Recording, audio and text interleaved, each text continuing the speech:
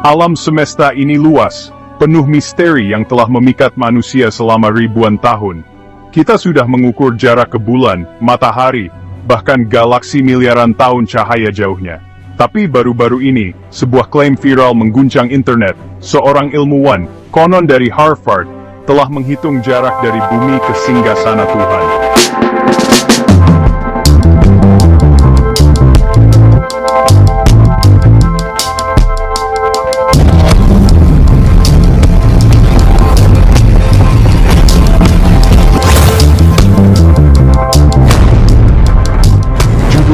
Berita heboh menjanjikan sebuah wahyu yang akan mengubah pemahaman kita tentang tempat kita di alam semesta. Jika Tuhan punya lokasi, koordinat di ruang waktu, maka iman, agama dan pemahaman kita tentang keberadaan akan berubah selamanya. Klaim itu menyebar dengan cepat, didorong oleh rasa ingin tahu dan keinginan kita akan kepastian. Bagi sebagian orang itu adalah pembenaran ilmiah, bagi yang lain, tindakan kesombongan. Komunitas ilmiah bingung, tidak ada studi yang ditinjau sejawat, tidak ada sumber terkemuka.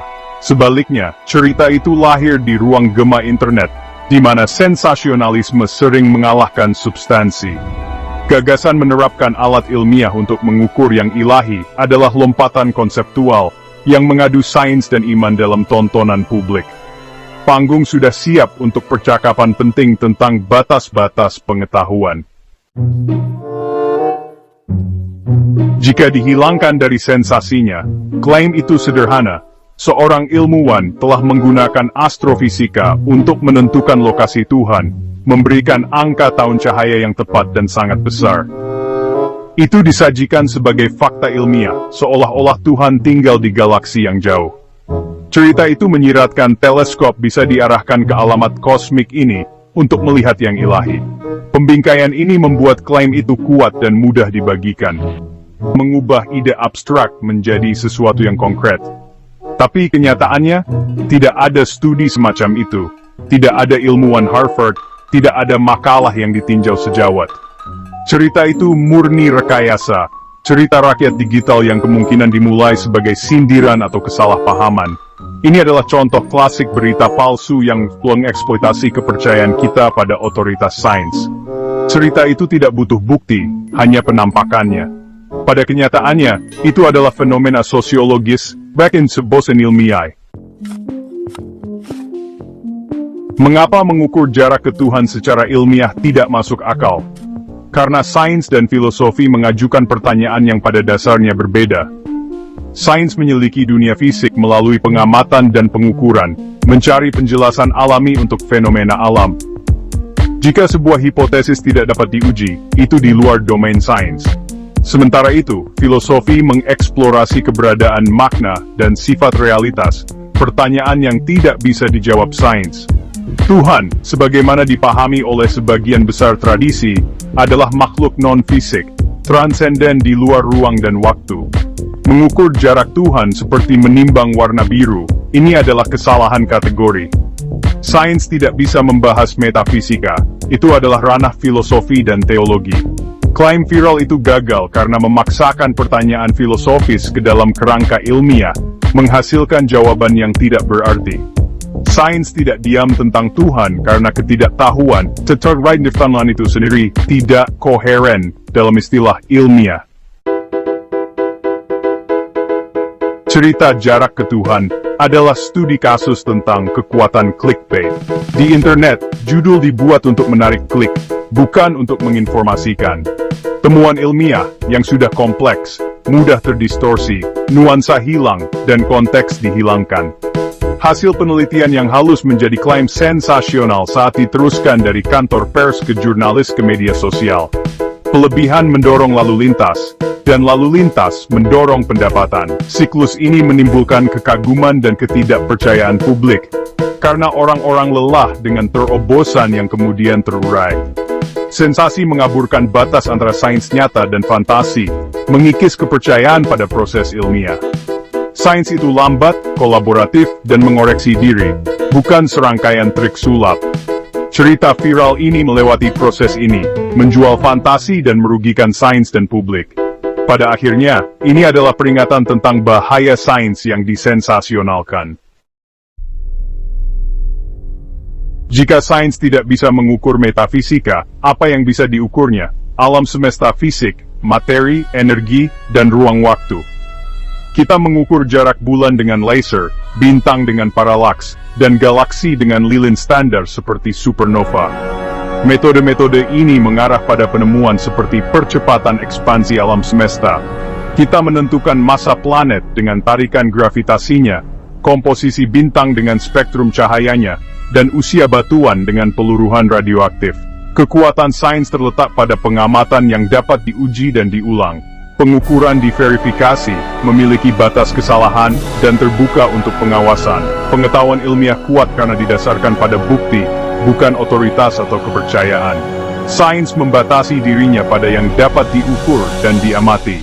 Ia tidak berpura-pura mengukur apa yang di luar alam. Itulah kekuatannya dan batasannya. Dalam sebagian besar agama, Tuhan itu transenden, ada di luar ruang dan waktu.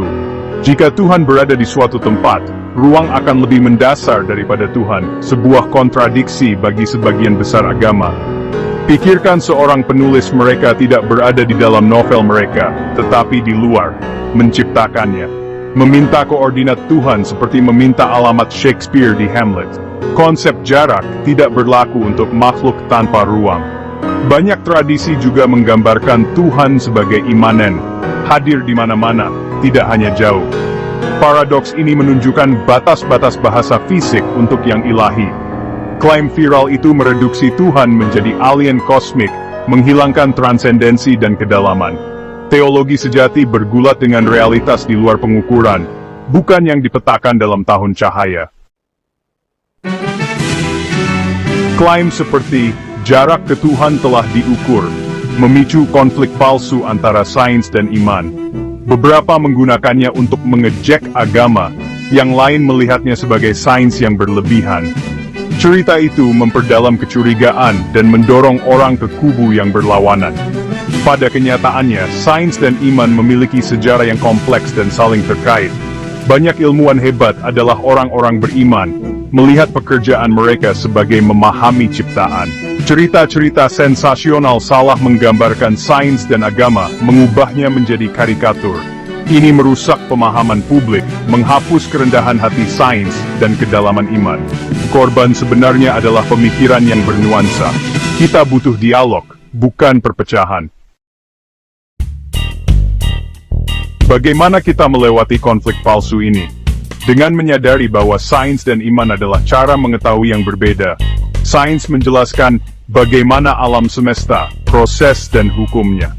Iman mengeksplorasi mengapa, makna, tujuan dan moralitas. Ini bukan pertanyaan ilmiah, ini milik filosofi dan agama. Gagasan magisteria non tumpang tindih menunjukkan sains dan agama memiliki domain yang berbeda. Meskipun tidak semua orang setuju, ini adalah titik awal yang berguna untuk dialog. Baik sains maupun iman menginspirasi kekaguman, sains melalui penemuan, iman melalui makna. Seseorang dapat dipenuhi oleh keduanya, menghargai kekuatan unik mereka. Kuncinya adalah menolak sensasionalisme dan menghormati batas-batas setiap domain. Keajaiban tumbuh ketika kita menghormati yang dapat diukur dan yang misterius. Kita kembali ke awal klaim viral tanpa substansi. Tidak ada pengukuran ilmiah jarak Tuhan, hanya kegagalan literasi media. Di era informasi yang berlebihan, alat terbaik kita adalah pikiran yang cerdas. Dekati klaim luar biasa dengan skeptisisme. Siapa yang membuat klaim itu? Di mana itu diterbitkan? Apakah itu ditinjau sejawat? Pahami sains sebagai sebuah perjalanan, bukan serangkaian jawaban akhir. Belajar membedakan penemuan ilmiah dari clickbait. Sains tidak bisa mengukur yang ilahi, tetapi ia mengungkapkan keajaiban alam semesta. Alam semesta itu menakjubkan tanpa cerita-cerita yang dibuat-buat. Mari kita menengadah dengan kagum, menggunakan sains untuk menjelajah dan filosofi untuk mencari makna. Berpikir kritis adalah panduan kita yang paling dapat diandalkan dalam pencarian kebenaran.